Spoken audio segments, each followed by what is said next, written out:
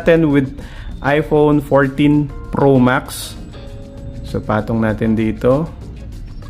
Tingnan natin yung yung ano niya, no? Yung magnet niya. Okay?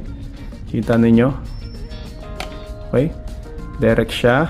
At nakita ninyo na umilaw. So I'm assuming na charging na siya. Yes.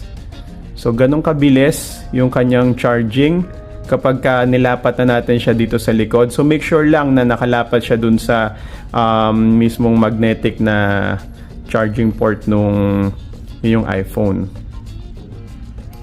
Ayan. So kung mapapansin nyo, napaka-kapit niya, napakatibay niya. Okay? So sinusubukan kong ibagsak, ilaglag, alugin. Wala. Okay?